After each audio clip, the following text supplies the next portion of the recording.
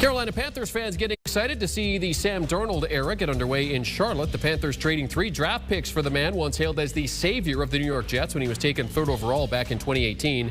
The Jets have said since the deal that it wasn't an easy trade to make because Darnold possesses elite-level arm talent. But with many expecting them to draft a quarterback with the 2nd overall selection, they wanted to avoid a controversy. Darnold said it stung to be traded, but he says there's a little bit of both relief and excitement. There's been so much uncertainty this offseason, not knowing what your future was going to look like. Now that I'm in Charlotte, I'm excited. I guess I am kind of relieved to be here. And welcome to another edition of the Football Happy Hour. Jeremy St. Louis here to talk Darnold and the Panthers. 2 key pieces of our NFL brain trust as well. Mock draft wizard Ryan Wilson, who's pushing on 33 mock drafts, maybe 34, and senior insider Jonathan Jones. Ryan, let's start with the deal for Darnold, which basically means Teddy Bridgewater's days are numbered. He wants to be traded. Apparently hasn't even spoken to Darnold since the deal was made. How big of a risk is this for the Panthers to bring in Darnold? I don't think it's a risk at all. I mean, David Tepper, the owner, has made it clear through his actions that he wants to upgrade the quarterback position.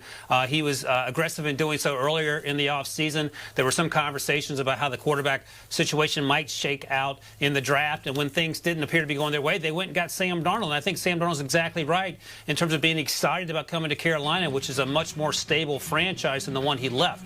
Yes, the Jets have a new owner, not a new owner, unfortunately, for some Jets fans, but they have a new GM and a new coaching staff there, and perhaps things will get turned around with all these draft picks that they have lined up, but it hasn't happened in recent history. Carolina has Matt Rule. I mentioned David Tepper and his interest in winning football games and doing it the right way. They have Joe Brady, the young offensive coordinator, who was at LSU with Joe Burrow in that 2019 team that did so well, and there were some bright spots last year. Jason Locke reported last week that Teddy Bridgewater could actually end up in Denver before the draft. We'll see if that actually happens, but something to keep an eye on. But I think Sam Darnold is in a really good spot. A lot less pressure in Charlotte, as JJ will tell you, than in New York City. Better players around him, better coaching staff around him, a smart, young offensive-minded Joe Brady. I think this is a win-win for Sam Darnold, no matter what happens over the course of the next year in Carolina. Yeah, reporting live here from Charlotte, Ryan Wilson, I am. I decided to just set up shop here in Charlotte since we're talking about the Panthers and go live from the city to get the pulse of the city. No, listen, the Panthers are excited enough for Sam Darnold. We need to be clear about something. He was not their first choice. They always were going to move on from Teddy Bridgewater, really around the start of December. David Tepper had seen enough, didn't care about the 3-year contract, $63 million. He was going to find another quarterback. And so they started looking around. They figured out where they were in the draft. They wanted and had interest in Matt Stafford. Obviously got outbid there.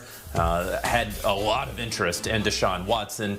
Obviously, the issues, civil and criminal, surrounding him would disallow the Panthers from pursuing him. And so they said, all right, how about that Sam Darnold guy up in New York? We think that we can fix him. That's what every NFL coach and scout and personnel executive all believe, that it didn't work out over there, but we have the right system for him. We're going to see if that's so. He had a number of offensive coordinators, a couple head coaches, not a lot of talent, had some fluke injuries, including mono. We understand all of those things. Is it going to work in Charlotte? Well, to be seen. Now, I was told as soon as the Panthers made the trade for Sam Darnold that they were going to pick up his 5th-year option. They have yet to do that. I assume that we're going to get into that a little bit more because we're going to talk about their draft needs a little bit later on. But what it means for Teddy Bridgewater, yeah, he's not going to be a member of the Carolina Panthers. I do not believe in 2021 the Panthers are going to have to pay a portion of his guaranteed salary if they're going to be able to execute any sort of trade for him. Would they trade him to New Orleans? Perhaps, if they can figure out their cap. Denver's right there as well. We're going to see what they do in the draft. I don't think Teddy Bridgewater is going to be moved before the Thursday of the draft, probably after, because you have to see what a team like Denver is going to be able to do there at number 9, because we know they're not going to stick with Drew Lock and no competition in training camp. But Teddy Bridgewater, I do not believe, is going to have a seat at the table in Carolina this season. Okay, well, let's take a look at what they've done so far in this offseason. Unlike, say, the New England Patriots, Carolina hasn't gone hard into free agency, but they have been more active than they were a year ago, JJ. They've they've lost some pieces. But in terms of bringing in guys, it seems like General Manager Scott Fitterer is going with cheap guys that seem to have high upside so far, JJ. Well, they did along the offensive line, and they didn't bring in any big names, Cam Irving, Pat Eflin, a couple of guys. They offer some position versatility, but nothing really huge. We know that they lost Curtis Samuel. They weren't really ever going to be able to retain him, and so they're going to keep DJ Moore and Robbie Anderson and figure out after 2021 which one of those guys they're going to want to pay. Lost Mike Davis in free agency to the Atlanta Falcons. On the defensive side, they have their holes, there's no doubt about it, but they were able to fill the corner spot there with A.J. Bouye, I believe, and they got a linebacker in Denzel Perryman. So they filled some gaps with some veterans who probably aren't going to be making the Pro Bowl anytime soon. Now, Panther fans probably wanted a little bit more. Again, they got their third or fourth choice at quarterback, but that's the reason that Matt Rule got a 7-year deal when he signed on coming from Baylor to Carolina. It's going to take some time. David Tepper has a long-term vision. He just wanted to get the quarterback situation figured out. I'm not entirely sure that the Panthers have figured out the quarterback situation for the next 5, 6, 7 years necessarily, but for 2021, they're going with Sam Darnold.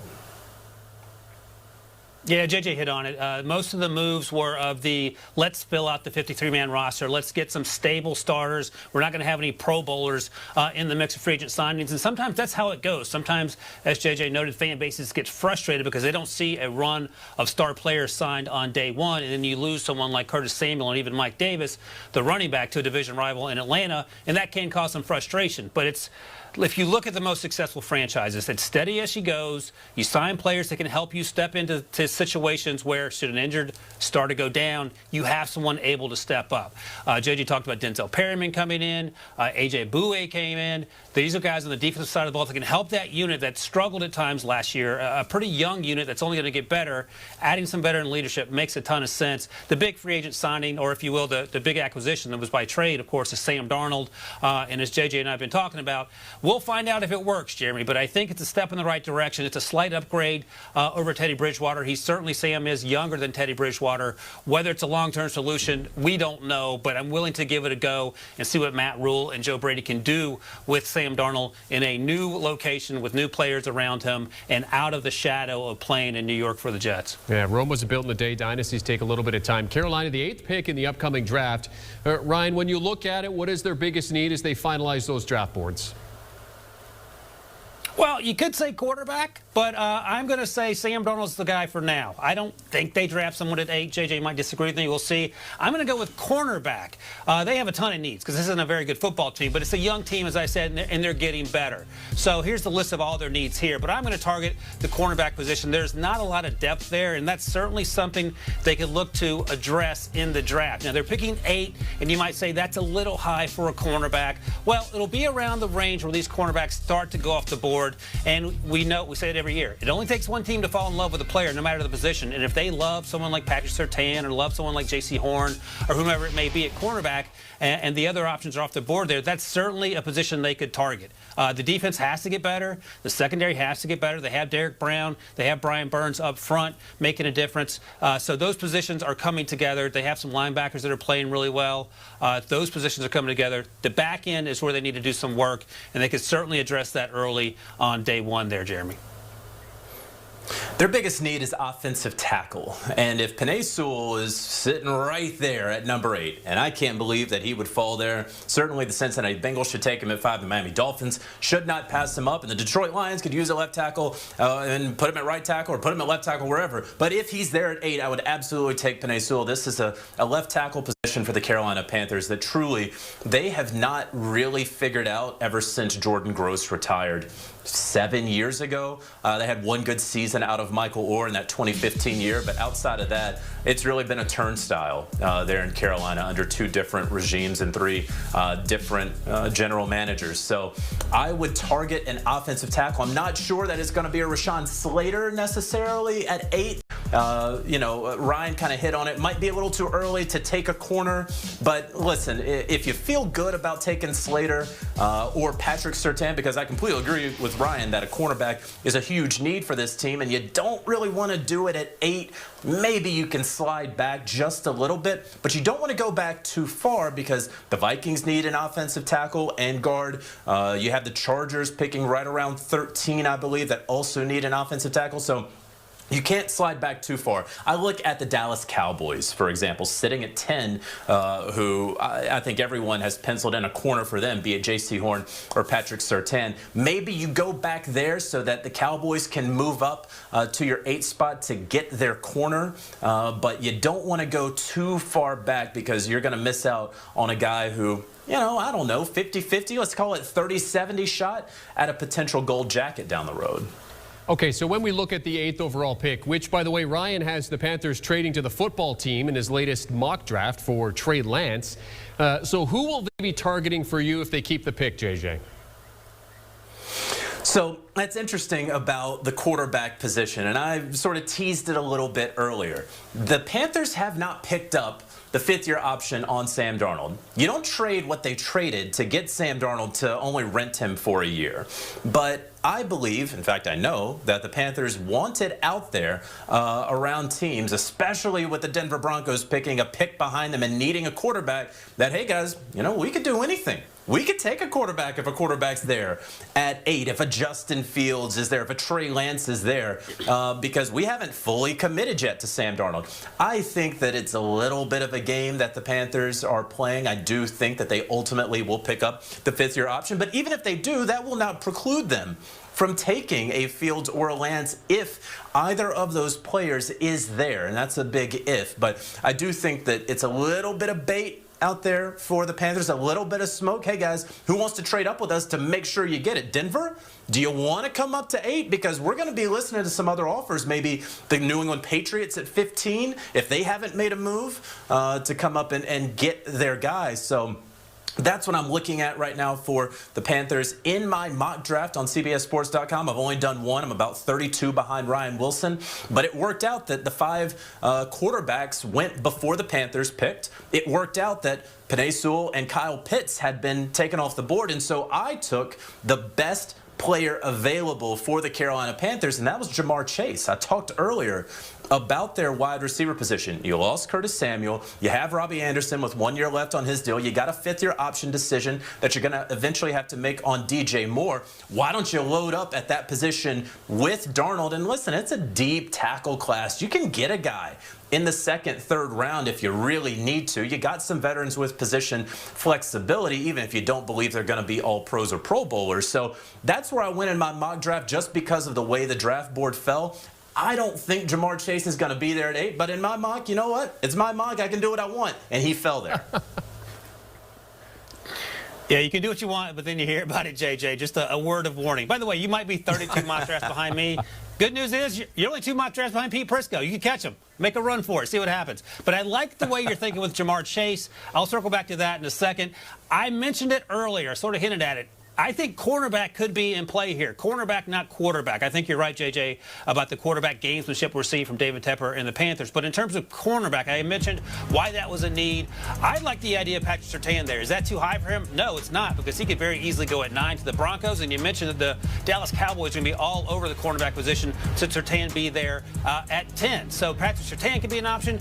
Even J.C. Horn could be an option. We're not hearing a lot about him because we're talking about the Patrick Surtains of the world, even the Caleb Farleys before he suffered that back injury and went underwent the procedure. But J.C. Horn is legit. He is big, he is long, he is physical. He can do a lot of things really well at the catch point. He was dominant at times last season before he opted out towards the end of the campaign there after the coach got fired. And oh, by the way, his dad's Joe Horn. So just like Patrick Surtain, he does have the NFL lineage. And I'll mention quickly, you mentioned Jamar Chase. Another option at 8 there could be Jalen Waddle. I like the idea of getting Sam Darnold playmakers if Jamar Chase isn't there, and that would be pretty amazing if he's there at 8. You run to the podium and take him, obviously. But Jalen Waddle could also be on the board there. If the offensive tackle is something, as you noted, JJ, you can push back until day 2, 2nd or 3rd round there. I can't believe we're this far into the conversation. We haven't even mentioned that they have a great playmaker in Christian McCaffrey. If he comes back healthy, he could be a big boon for Sam Darnold.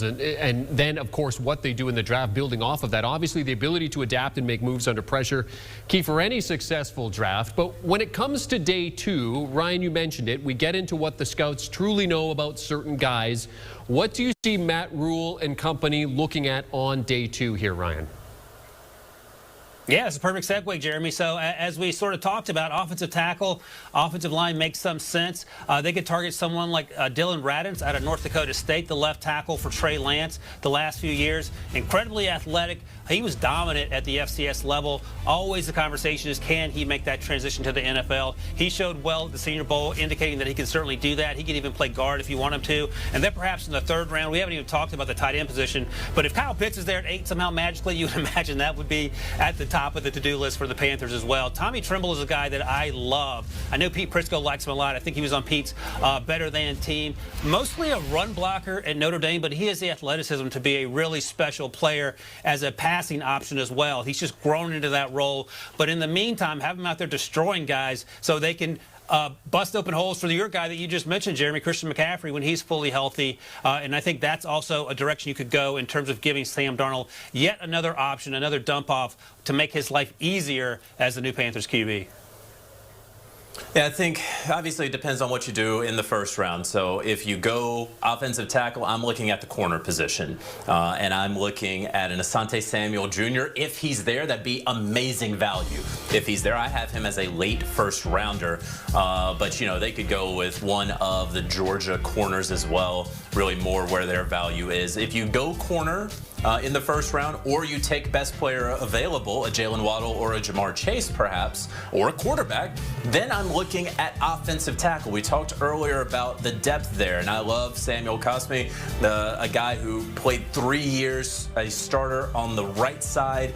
3 years ago, the last 2 years he's been on the left side, only allowed 2 sacks for the Longhorns last season. And then you look at Walker Little. I like to call him the Texas Ranger, and this is a guy who has, I think that he can be there in round 3 if you decide on another position in the first 2 rounds. But very interestingly enough, the general manager of the Panthers, Scott Fitterer, said when they traded for Sam Darnold, it was a win for them that they didn't have to give up any the 1st, 2nd, or 3rd round pick in this year's draft because they really like the first 3 rounds of this draft. Yeah, they had to give up a 2nd round pick next year, but they'll kick that can down the road. They are very much targeting ways to help this team. They love the class, at least the top of this class. Once you get past the 4th round or so, this is going to be anybody's guess. But I think that they have protected those picks, and I don't think that they're going to go anywhere in terms of draft day trades. Great stuff on the Panthers, gentlemen. Ryan Wilson, Jonathan Jones, stick around because, of course, we have plenty more to discuss in terms of draft day preparations for another team in the NFC South. All right, let's take a look at some of those odds for the Carolina Panthers to win the NFC South. Plus 750, plus 5,000 to win the Super Bowl, minus 260 to make the playoffs. The regular season win total sitting at 7.5. Those odds came out this week. And if you look at some of the player props, just want to mention this. Sam Darnold, by the way, plus 10,000 to be the MVP. Christian McCaffrey is one of his new teammates, sitting at plus 4,000. Highest odds for a player that's not a quarterback, alongside Derrick Henry. All right, that's the Carolina situation. But what about Matt Ryan and the Atlanta Falcons? What are they going to do? They're picking 4th. They're willing to move the pick. Should they? We'll ask the guys next. Do you want a sports network that delivers everything that matters about the game? The highlights, the picks, the instant analysis. No yelling, no fake debates, no politics. Hit the subscribe button and never miss a moment.